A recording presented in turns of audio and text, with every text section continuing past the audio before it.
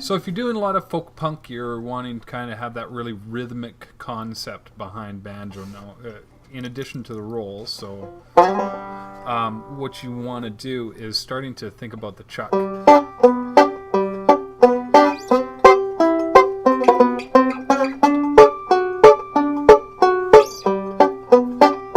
Which is a foundation of really good rhythm playing for banjo. This isn't what they call an F shape, because usually it's the very first closed position chord that you learn with F next to D. So there's the F shape and the D shape, even though they're playing. So some people will say, oh, I'm playing a G in a D shape. That's what that means. It's D's with your index and your ring, or your little finger and your ring, and then in that position. Now your other G is there. It's in the F shape. There's your other D. And then the third is, of course, a bar. So if I was doing C,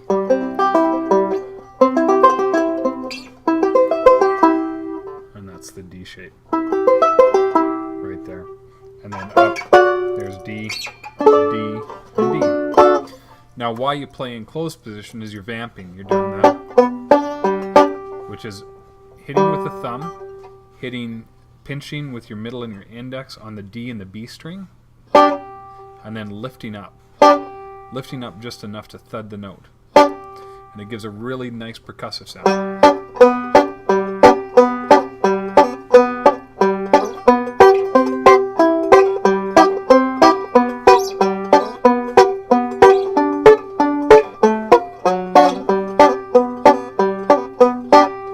And that gives you a really good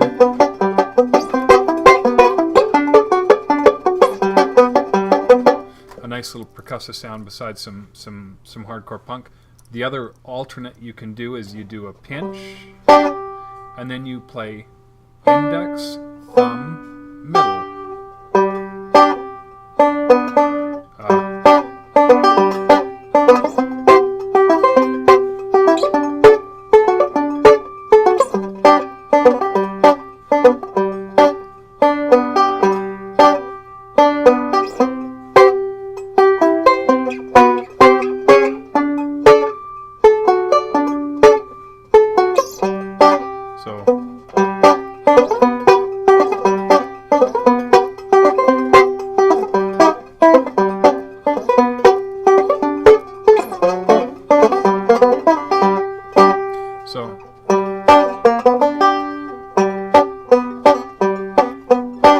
And then you can do like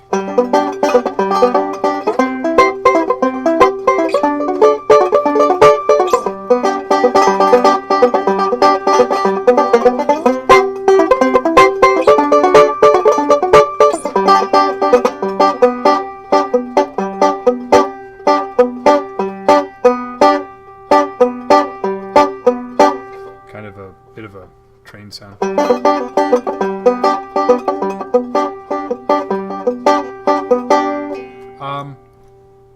And yeah, I mean, you can also do your minors. Your D minor is, how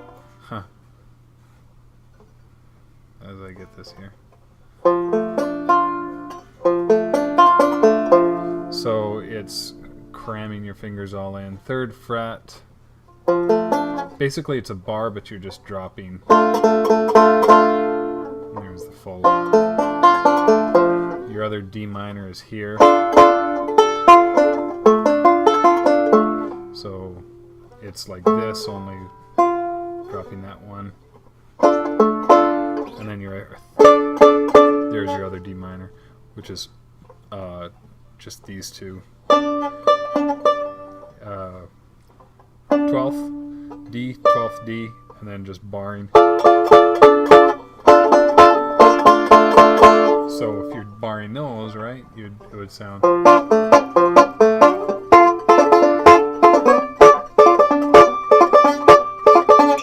So there's your minors, and then of course you can work out all, like, if that's D minor, then of course that's E minor. This is G minor, E minor. So you can A minor. You can work out all of those. There's your other A minor, and then there's your other A minor. So it's, but all of those give you that.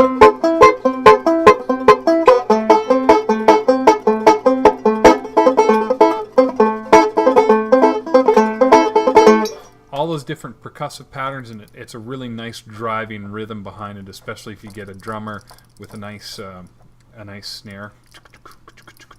You can imitate some of his stuff so that you can really drive that rhythm. Plus, if you don't have it, if the mandolin is taking a solo or something, of course, you can take over that percussive sound behind it. Basically, you're being the bass and the snare, or the hi-hat, if you will. And then there's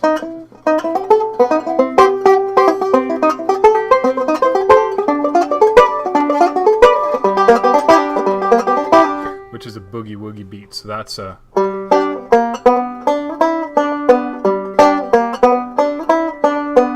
and I'll try to get both hands in here. So it's, you're starting it off the same, and then you're doing third, fourth, third, fifth, third, fourth.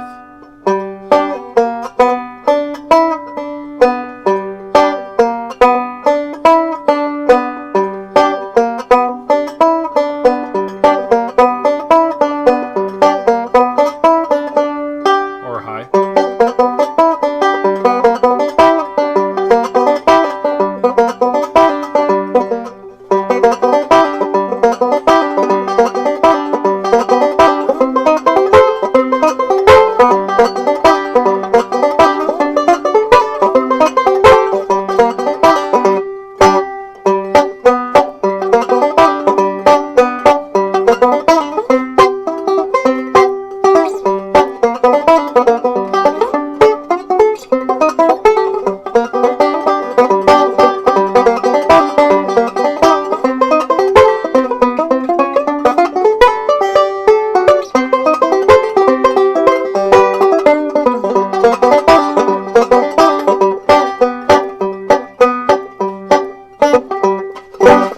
So there's some finger exercises if you want. Hopefully